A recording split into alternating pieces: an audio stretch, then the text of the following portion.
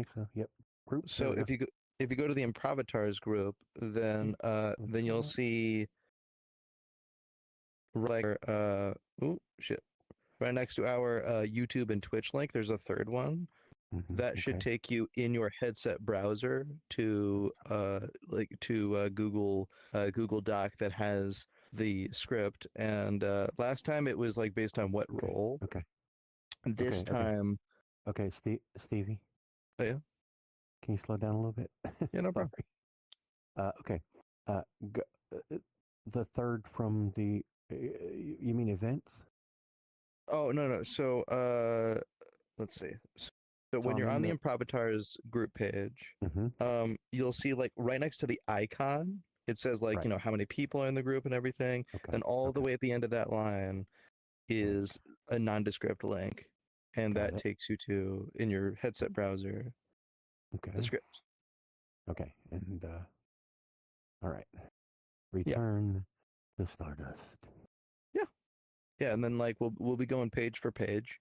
And so we'll just be cycling through people, just reading it whatever way that you see fit. And then like, if at the end of a page, it's in the middle of a sentence, you just finish the sentence and then it's the next person. Okay. Yeah. Alrighty, good deal. Yeah. Simple as that. Sweet. Yeah. It's basically just a table read. That's all it is. Yeah. So we're just, it's not like, it's not like when we did it before where there were these podiums with the stuff pulled up on it. We get to have it just here in front of us. Yeah, it's you're about right on that. Yeah, no podiums, no nothing, just people reading in a megaphoned area. Yeah. Sweet. Okay. Great. Yeah, you can put on voices, you cannot put on voices, whatever you see fit. Excellent. Yeah, I remember with the last time we did this, EJ was like playing like a fucking Bart Simpson character, and I was just like reading it like a standard audiobook. Sherry was like hamming it up like Rocky Horror. Yeah. Right. Well, EJ was like, he was like playing like you said, a Bart Simpson character, and it's like he's definitely like a 30-year-old man. Yeah, and I loved it so goddamn much that everybody went a completely different direction. It was great. Yeah. That was fun. So when we do this for people, will we be just standing side by side facing out toward the audience, but with this pulled up? Bingo. Okay. And theoretically, we would be doing that for people right now, but I am late and had issues. People might come in. As long as we're on blue, people might come in. I mean, we don't really need them. Yeah, we don't. So how do we... Yeah. How do we... Okay, so is there some way I can... Let me see if I can ask this question right, guys. Is there some way I can manipulate it so that I have the browser with the script in front of me without the... Because when I close the VR chat menu, it closes the browser as well. So. Yep. Just why don't you just stand between me and Stevie? Okay. I am going to start. I think I'm actually already recording. And let's move up here. Let's right up to the border. Comes in. So Improvatars cam is right fucking here. Yeah. I can't see it. Let's see here. Okay. It's like I could almost touch it. Yeah. Okay, so Stevie, scoot over just a little bit to your right. There, right. Oh, come back just a touch. Okay, Robbie. Yeah. Go in between us. Okay. Perfect. Right there. Okay. We are all good. Wonderful. We're recorded. And I am going to just... Wait, sorry. Before we start stuff, I want to clarify what Robbie was trying to get down, because I don't know if we got... Yeah. So we're just going to, hey, how's it going, Itachi? We're just going to read one page at a time. Right. And switch between us. Now, are you clear on how to put the pages in front of you, or what was your question? Because it seemed like it was about the script itself. Oh shit. Yeah, I just scroll through the script on the browser like this. Yeah. Sweet. Yeah, your hands don't have to be visible in VR. Also, Itachi, you can stay if you like. It's up to you. Yeah, we're just this is a different kind of. This is all going to be the same for the three of us, right? We have. Yep. So you are both if you going to be go, looking then you at. can. That's just I'm telling you. Yeah. Your entirety of your VR menu. My entire VR menu is up. I got my Sorry, I'm hearing both of you at once. Yeah. You're good, Robbie. Yep, just have your full menu up, and we still see you and hear you in VR chat. Okay. But you'll just scroll through Return to Stardust. Gotcha. I think we're going to go, we'll see if we can get to chapter 5. I don't know if we'll get to chapter 5, but. Okay. Okay. So we are reading something I have wrote. I'm not fully done with it yet, but it's just a novel that I've been working on. It's a sci-fi novel. Basically, the gist of it is it combines 3 time periods, and they all kind of collide at the end, but you don't, there's, I don't know, whatever. There's a lot between here and there.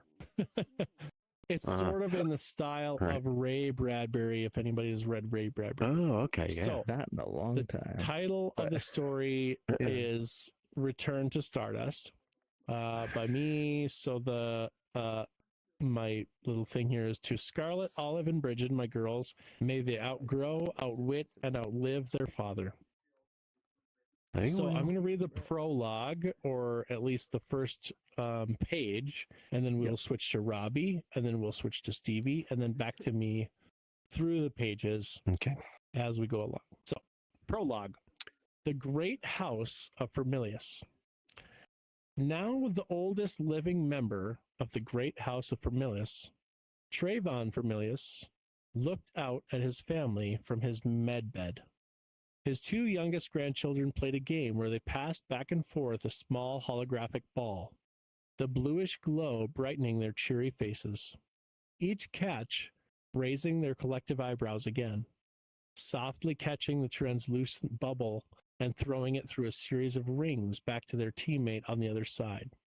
They would ooh and ah each time the ball got close to touching the rings. Trayvon didn't fully understand the allure, but he recognized the childhood excitement of fancy new toys and playing with your siblings. His siblings were all deceased at this point, but the thought didn't cross his mind, and he shifted focus to his eldest son, Laika, and his son's husband. They held hands and watched on as their adopted children played.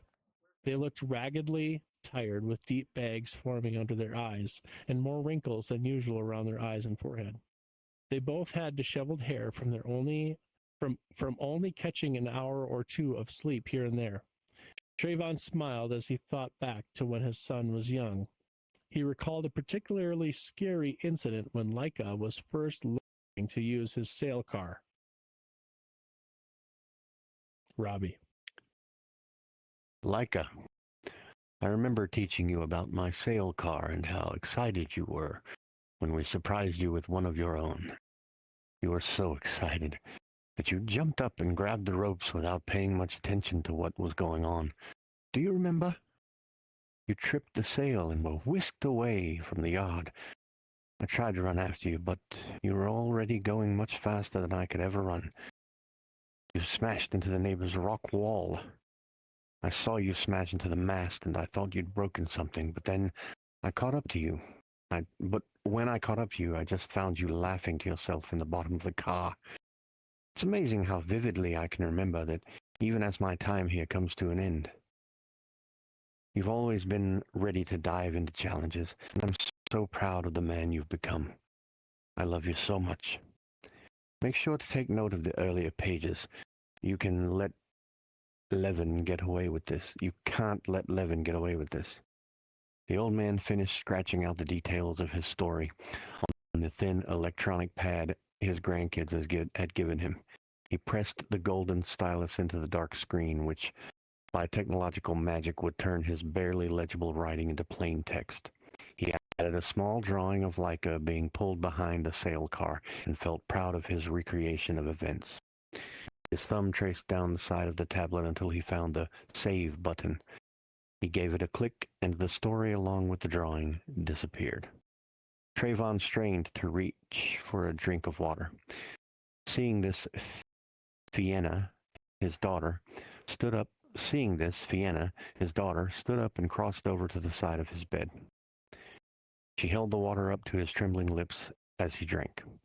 One of the young children playing hollow ball looked over and watched as their grandfather struggled to slurp down the water. They'd never seen him in this weak of a state before, and it was all a bit scary to be in the facility with him.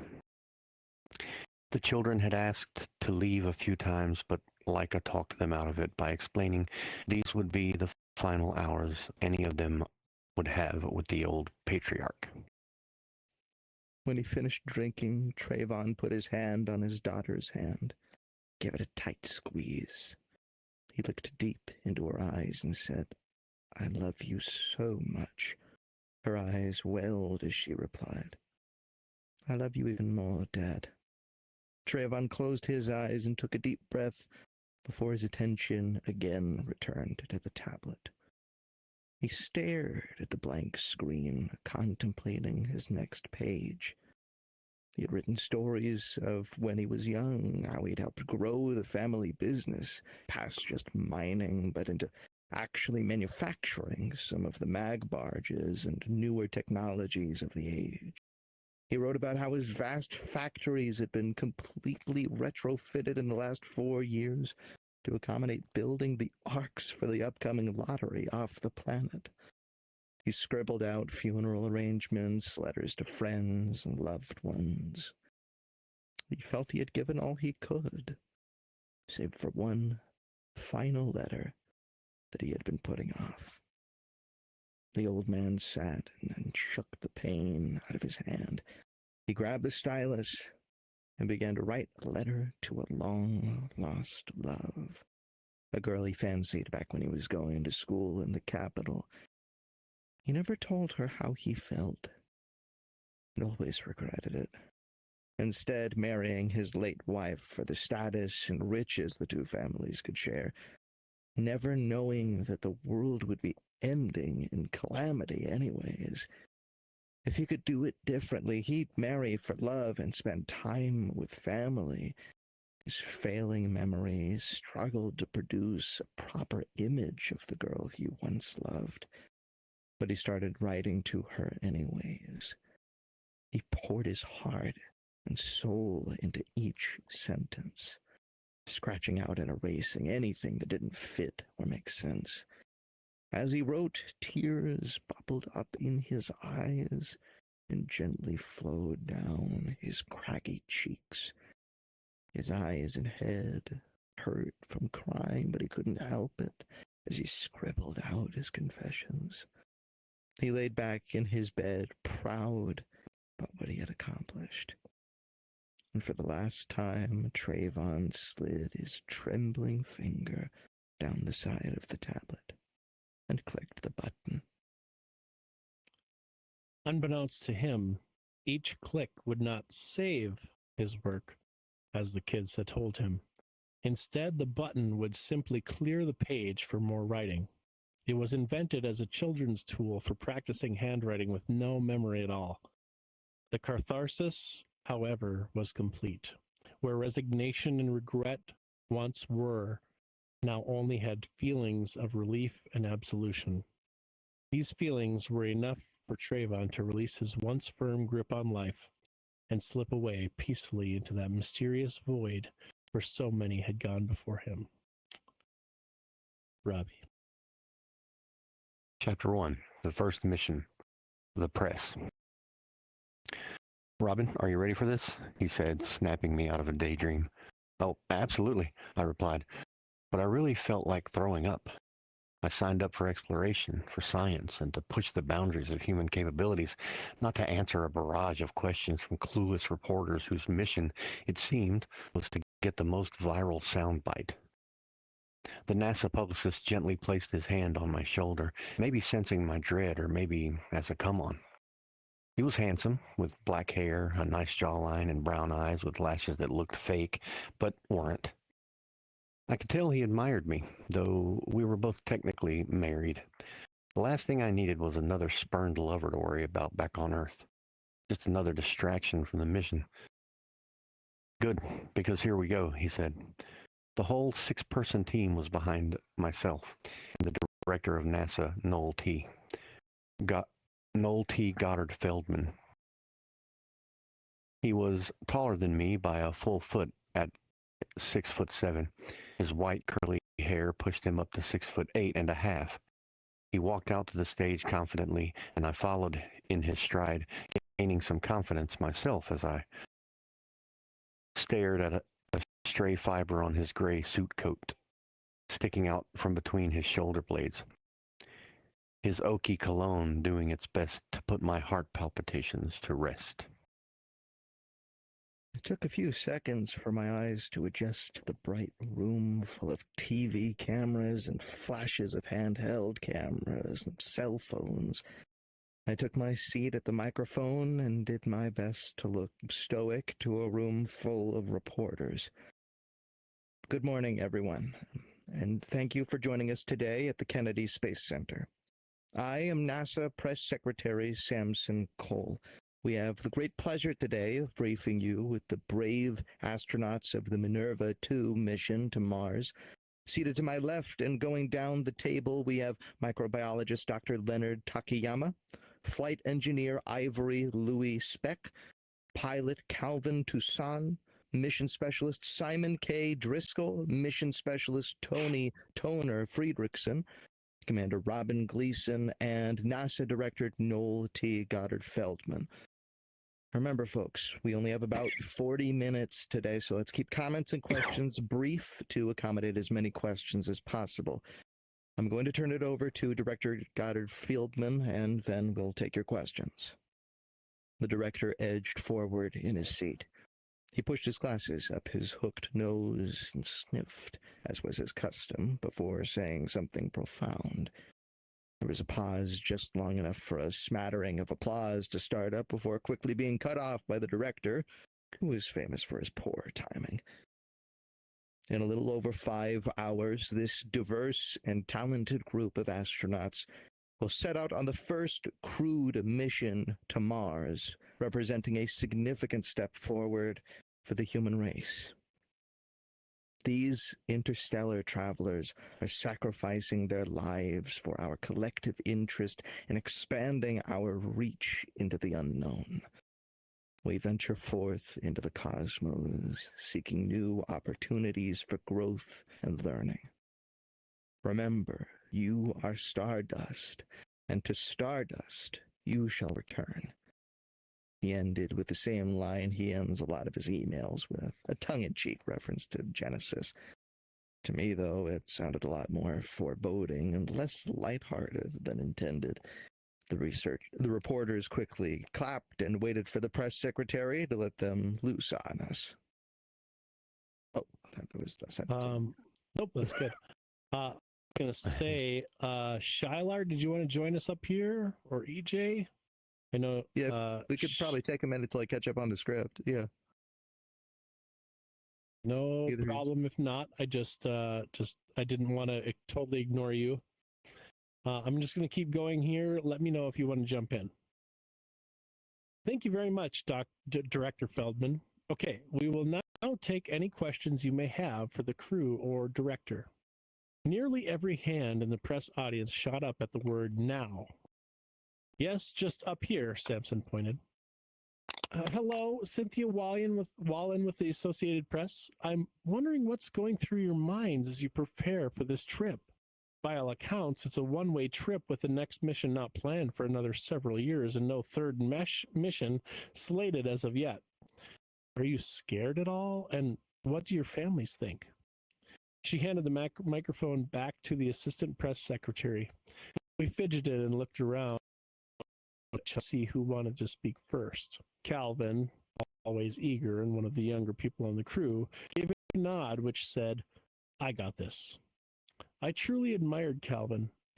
He was young and full of energy, the only Canadian on the crew. He looked straight out of the 1960s NASA manuals for what an astronaut should look like. Short, dark brown hair, beautiful blue eyes. He was very athletic, but not bulky. His only noticeable blemish was a slight hair lip, which somehow only made him that little bit more handsome. He turned back towards the press and answered, "It's beneficial to have a healthy amount of fear for a mission like this one. Fear sharpens the senses and keeps you on your toes. Noel has put us through the ringer, making sure we're prepared too. As you know, we completed a 6-month dry run of this mission, where we finished up the habitat and all spent our time isolated together. I can confidently say that I have no fear when it comes to the rest of the crew at this table, with the possible exception of Sam. There was a slight chuckle from the crowd at this. Samson rolled his eyes in response. Calvin looked back at the rest of us to see if anyone else wanted to offer their input. Tony edged forward a bit and put a hand on the microphone. Well, I will say that I never expected to be one of the first humans to colonize Mars. Most of our crew, though, in a lot of ways, are uniquely suited for this mission. I myself have only a few familial connections left here on Earth. My aunt told me before I saw her last that she always thought I'd go far. She just didn't think it would be farther than any human in history. Another more polite chuckle from the crowd of reporters. Then all eyes seemed to be on me for my response. I was, after all, the only crew member leaving any real immediate family behind. Though I knew the question would come, I still shrugged to swallow my nerves. I kept a brave face on and cracked open my canned response so generously provided by Sam. My family and I had a long chat before I accepted this mission. We all agreed that some things are bigger than ourselves.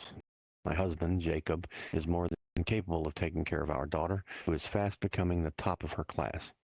I have no doubt that come time for the second mission of the Mars colonization, my family will join me, or I'll be able to return home. There was a slight stir. Then the follow-up question quickly broke what silence there was. Do you believe that being away from your family will in any way compromise the mission?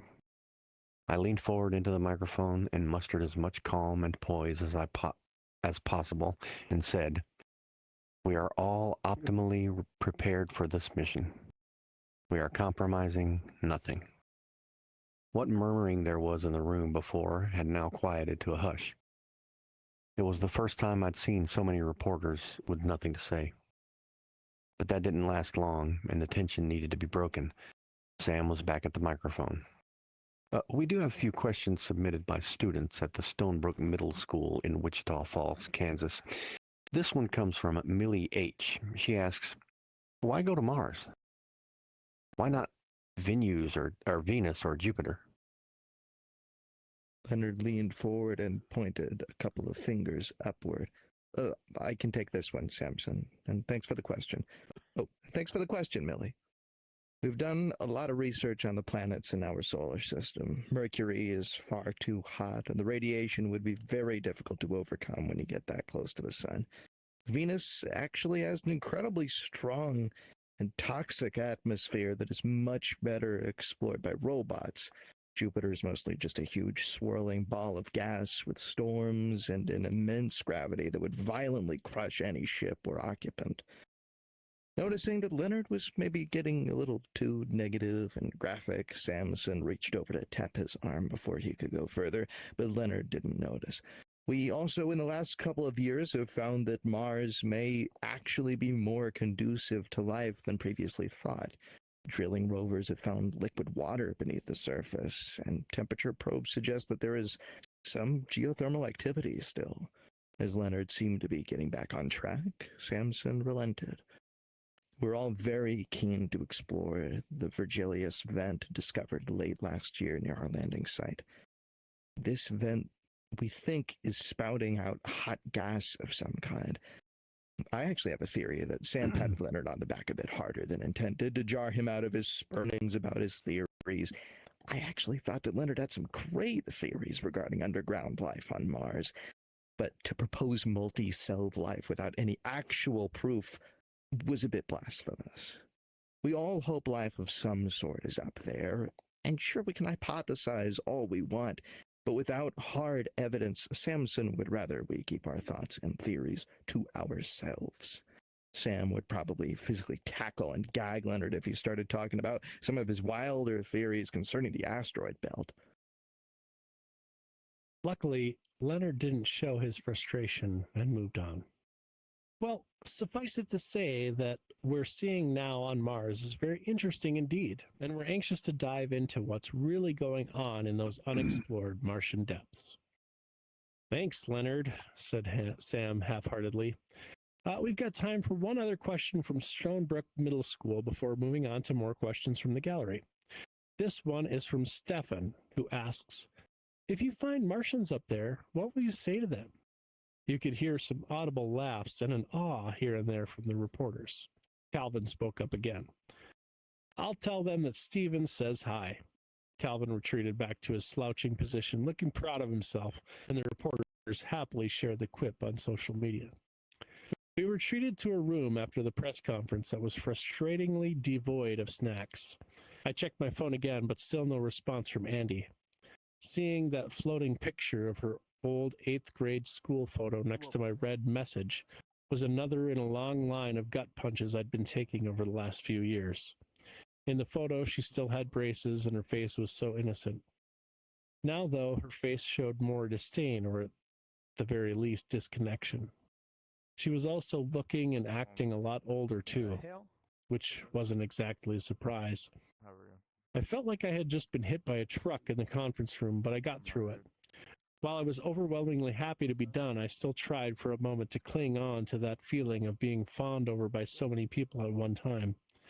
I thought briefly that it would likely be the last time I was so flushed by social interaction. I'll be with the crew to be sure, but on Mars there would be no flooded conference rooms, no rows of microphones and listeners hanging on to your every word. It's a strange thing to savor that which you loathe. Maybe loathing a thing makes it bearable to the point that you're happy with its existence. I'm just going to finish this. What other far more loathsome thing could take its place when your future is unknown and your present content? Andromeda Gleason, alone in her bedroom, sobbed into her pillow. Go ahead, Robbie. Chapter 2, Tales of the Second Mission, The Analyst. People scurried through the facility like ants frantically searching for food to bring to the Queen. Names were being tossed out just as quickly as they were being selected. There was a palpable smell in the air as most of the people had been there for days without much sleep, save for the occasional nap stolen out of sight. An analyst for the colony team drooled at his desk. His rest was deep as it was brief. The office door slammed him awake, and the facility director looked displeased. We need the list of names from your district, C.A. Clay. The launch is less than 18 hours from now, and the public reading is in 45 minutes. She was firm, but also weak from exhaustion. More than anything, she wanted to go home and spend her last days with her pet and ailing husband. But this mission was too important, her duty clear. A drooling analyst was one of the last things standing between her and the end of her watch. I'm sorry. Clay slapped himself awake and pulled his eyes open before shuffling the papers around his desk, grasping helplessly for the list. I actually finished and collapsed immediately. My apologies, FD Mel. Not to worry, you've done what was asked, and we still have time. She thought to soften her tone a bit before sending him back home. You'd better get back to your family. But thank you, FD, again for everything. I know I've been a pain in the ass, but I do think these will be the most successful candidates, and I needed to be sure. She nodded and left the room. He clambered around the room for his last few belongings, distracted by the suddenness of it all. 4 years he worked for the Archanaut program. Once the science became clear, and more importantly, irrefutable, they began plans to launch as many people as they could into space to escape the world's ultimate demise. He began walking, then half running through the hidden complex to his glider. He scooped it up from the holder outside, stepped into the foothold, and latched the glider to the cable beside the building. He was quickly whisked into the sky. As he rose up through the air, Clay looked back at the facility. seemed to be practically vibrating with the internal energies exerted by all of its workers, all fixed on one goal of advancing humanity through the catastrophe. His eyes darted over to the gleaming gold buildings in the distance, reaching up to the clouds where they kept rising out of sight. The temperature noticeably dropped as he climbed higher and higher, over 100 meters now. A trip he'd made countless times to and from his work at the facility. He turned to see the pinkish peach-colored sunrise and took deep breaths, little compared to the feeling he had on a crisp morning like this one. But this time... Oh, you good? Sorry, my script vanished. Sorry. You're fine. Well, you got some time. Yeah. Hold on. Let me. Oh, boy. Okay. But this time, he was more pensive. He stared while the sun warmed his face at the beautiful clouds and forested grids between the Capitol buildings and thought, as he had often, how similar the landscape looked to a green circuit board. Glittering metallic bits and bobs stuck up from the surface, blotting out the green below until you could only see it around the edges and sometimes along the routes between important places. Ag barges slowly made their way around the city, slithering and choking the residential homes closer together decade after decade. He reached the top of the platform and took a deep breath. Clay extended the wings of his glider and inspected the normal components for loose fittings or tears in the silvery fabric. When he was satisfied, he put his feet in the holds and leaned forward. In the past, he would take his time gliding around, enjoying the time to himself. This final glide was different, possibly the fastest he'd ever done. A curious large bird took notice of the glider's flight and adjusted its course to follow from above. The glider pilot didn't notice. When he spotted his home, C.A. Clay began to dive quite fast. The bird was impressed, and they both slightly tucked their wings for the descent. The bird narrowly overtook the glider, distracting the pilot. Clay extended all the wings and landing flaps, slowing himself down incredibly fast. The bird, seeing this, stopped as well, but all the more quickly and nimbly. As the glider descended, it struck the bird with its left wing, tipping the glider to the right and its rider along with it. Clay lost his footing, but held on to the grips as the silver glider spiraled down towards his own house, faster and faster. Clay's heart pounded and his eyes widened as he fell to the roof with a loud, crunching thud. The glider pilot lay lifeless on his own roof. A heavy thud on the roof startled the twins awake. They sprang up in their mesh hammocks, heads barely peeking over the edge.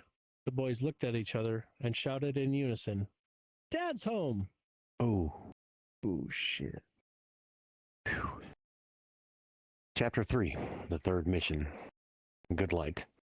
It was especially cold and damp tonight. Mother traded for extra warming stones, but they didn't seem to make a difference. Fires were too dangerous this deep underground. Whole levels had been lost to smoke, so we had to adapt. That seemed to be all we ever did, was constantly adapt. But I didn't mind the changes so much. I think it was much harder on Mother, especially after my father was lost in a mine collapse. I was only 3 years old, so I don't remember him much. My only memory of him is of us rolling around on the floor and laughing. He would tickle me, and I'd pull his ears and hair. He had such a big smile.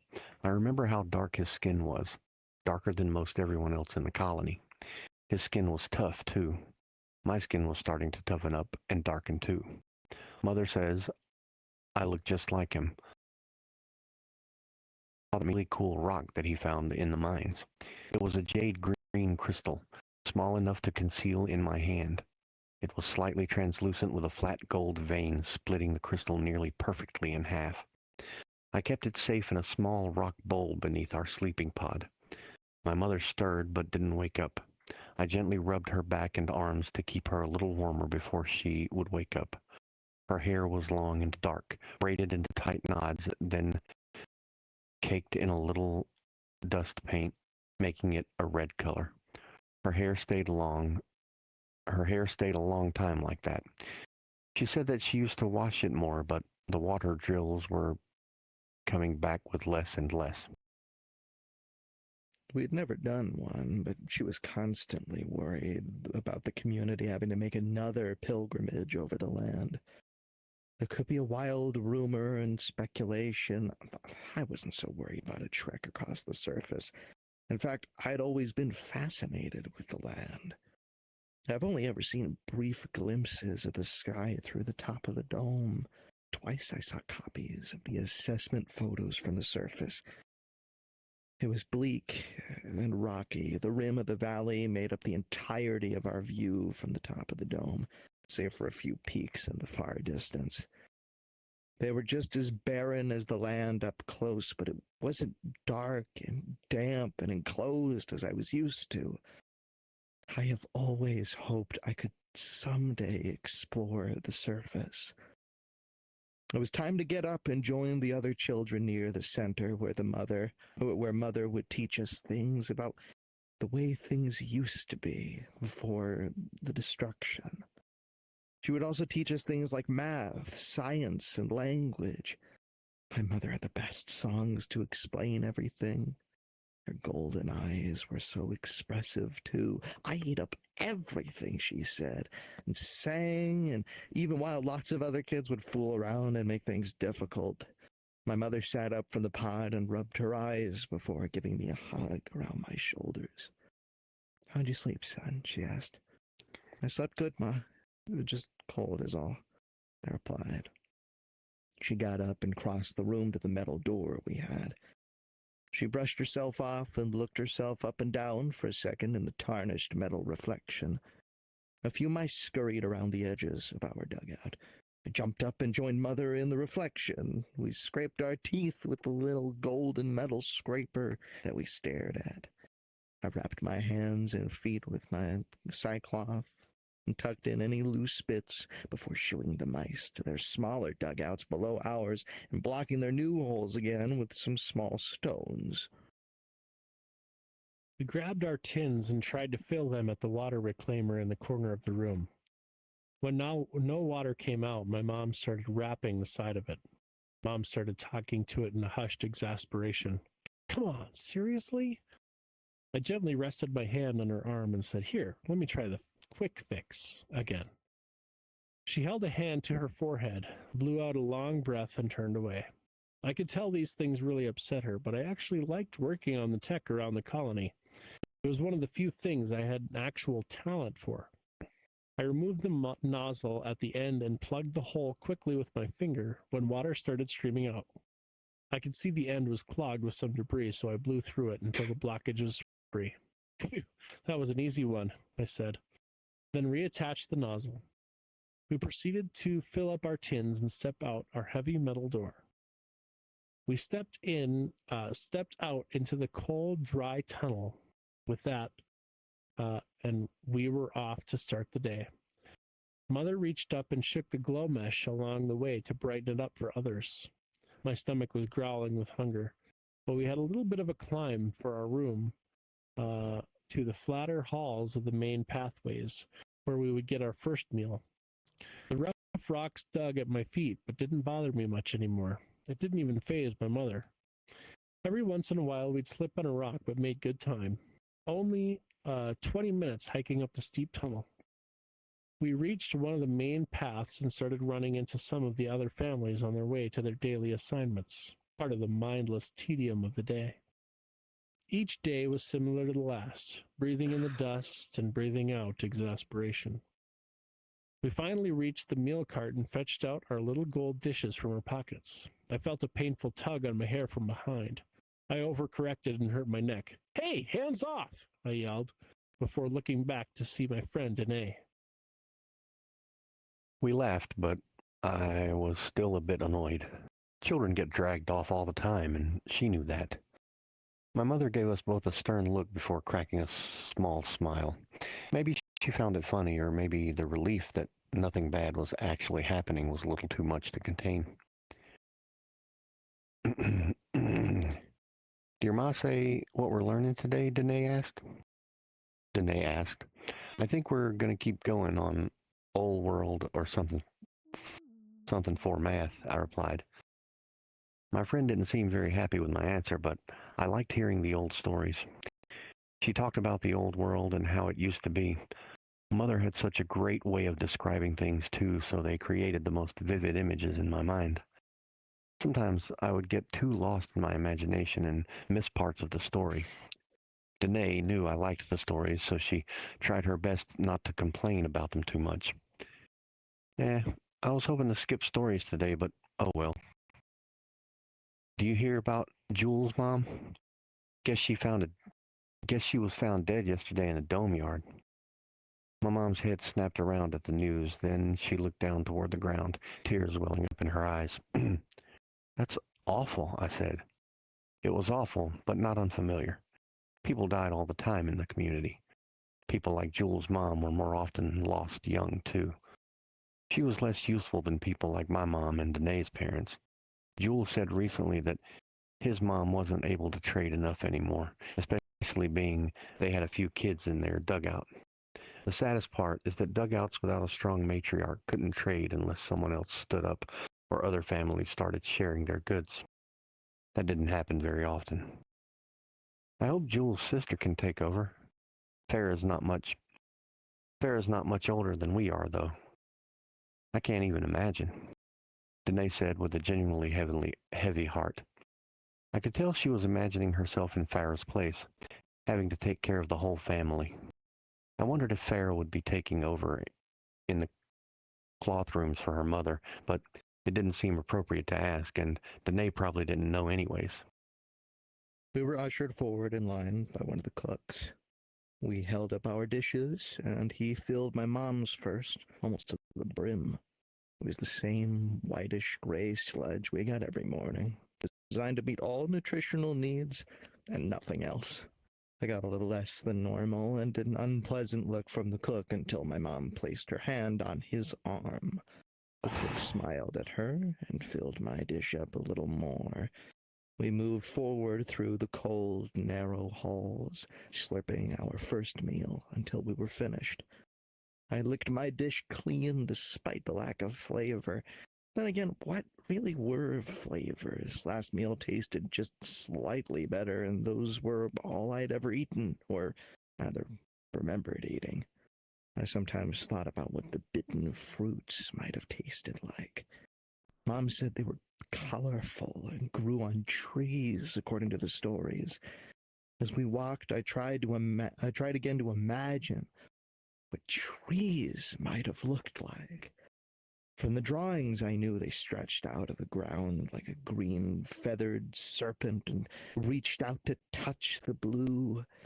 It was all fantastical and long gone now, but I enjoyed wandering in my mind while we made our way up the levels. My eyes had to adjust to the center. Most of the hills and halls were lined with dim glow mesh, but the center was a huge open area with a small hole at the top of the dome, which revealed the sky. Light would stream in like a slow-moving streak pointing to different places in the center throughout the day. The light was harsh, but I couldn't help stare sometimes. We kept walking around the edge of the dome toward the other side, where classes were held. I stole a couple more glances of the skylight without letting Mom see, and paid for it with a lingering blue dot that seemed to follow the center of my vision around for a while. Center yard were a few of the counselors. No doubt they were making decisions about Farrah and talking over what had happened to her mother. They had most of the community convinced in their magic and wisdom. I didn't trust them at all. Always sneaking around, making choices for everyone, distributing goods and figuring out worthy trades. They jealously held power over our lives, but never failed to remind us how little we all mattered. What power did they really have if they only controlled us tiny, meaningless things? Lines of children emerged from the different tunnels around the edge of the dome and began following us to the classroom. Some kids waved back to their parents and others just shuffled forward with their head down. I kept peering around for Jewel, but rightly assumed he wouldn't be along today. The light shaft from the top of the dome was almost fully covering the doorway to the classroom, which signaled the start of classes. My mother stood near the entrance and ushered the kids in. I led the way through a shorter tunnel, which turned down and to the right. When I reached our class hall, I turned around and started counting all the students, as I did every morning, so we didn't lose track of anyone during the day. 76, 77, 78, and then Mother emerged at the end. The day was already pumping up the glow mesh, and the students all found seats spread out around the edge of the cavernous room.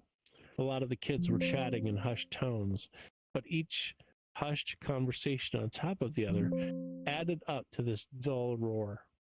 Mother took her drawing stick in both hands and held it above her head until the chatting subsided and she could speak. "Good light, children," Mother said. "Good light," we echoed back. Mother began with stretches and songs. Then she started telling us about the failed attempts to acclimate the planet. She explained to some of the younger students how he'd fled the old world for refuge here, and then retreated to underground when things on the surface hadn't worked. As Mom talked and sang, my mind drifted again to the old world. How alien it would seem to me now if I'd ever gotten the chance to see it. Green and blue colors everywhere, plants and animals overpopulating the planet. No one in the colony knew exactly what the old world was like, save for the scant accounts passed down through the teachers from past generations of elders. If I actually knew what it was like before, I might have felt even more fully how far we'd fallen. Each day here, we grasp around in the rough red dirt just to live through another dim, dusty day. It was what we knew. We walked the path before us, not knowing the destination or reason, not knowing how many steps had led to where we were now, and how many feet on how many paths had carried us here. I watched the floor impatiently for the meeting signal until it finally appeared. A thin sliver of light at first, that then grew to a complete circle as the sun passed by. I walked over and tugged on Mom's weak cloth. She knowingly dismissed me with an arm over my shoulder as she finished her point. We can never go back to that world, which is why we all need to make the most of what we have here. You all carry within you a bright light that can shine through our dark circumstances. You can choose to make this world a better place. All right, children, we've got to head up to the meeting. Please stay close together and follow my son to the center. I was first out and headed up to the tunnels again to the center. When I reached the top, I squinted my eyes to avoid being momentarily blinded by the sunlight. This was the brightest part of the day, and was always my favorite, getting together with most of the citizens in the light. To my left, I could see God Minister Melton ascending the stairway to his meeting platform. I turned back to usher the rest of the students along with me to the opposite side of the center hall. Mom exits